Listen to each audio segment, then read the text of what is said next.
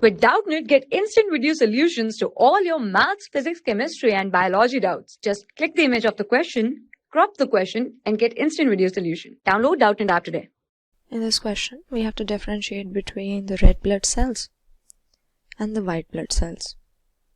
And now we all know that in our body, we have a very well-developed circulatory system. And blood is the main circulating fluid, which flows in the well-developed, well-differentiated blood vessels. And it is necessary for the transport of various substances from one part in our body to another, whether it is water, nutrients, hormones, oxygen, carbon dioxide. All of this is carried by blood. So we see that 3 different types of blood cells are found in our blood, which are the red blood cells, the white blood cells, and the platelets. But over here we only have to talk about the RBCs and WBCs. So let us differentiate between them. RBCs are also known as the erythrocytes, whereas WBCs can be called the leukocytes. Then the number of RBCs in our blood is much larger than the white blood cells. So here we are going to say RBCs are more abundant and the WBCs are less in number as compared to the RBCs. Now their functions in our blood are also completely different from each other.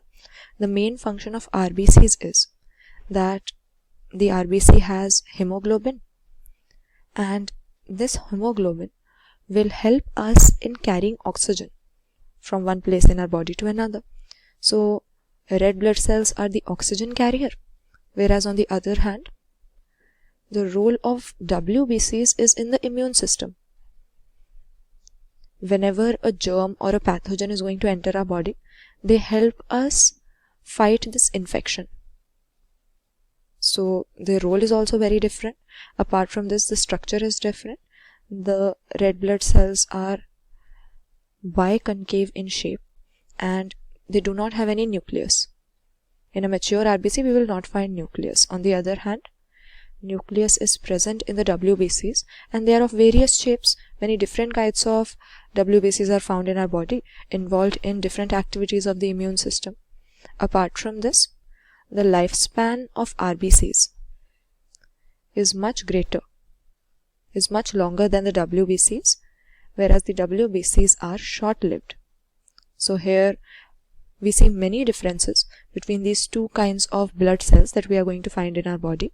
On one hand, we have the RBCs, which are also called erythrocytes. On other hand, the WBCs, also called leukocytes. The RBCs are much larger in number in our blood, so they are more abundant than the WBCs. One of the differences is this. About their function, that is also completely different. RBCs are the oxygen carrier because they have hemoglobin, whereas WBCs are involved in the immune system, that is, fighting infections.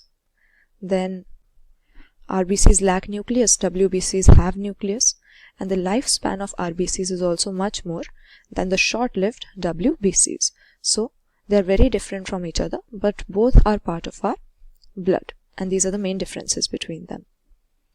For class 6 to 12, IIT JEE and NEET level. Trusted by more than 5 crore students. Download Doubtnut app today.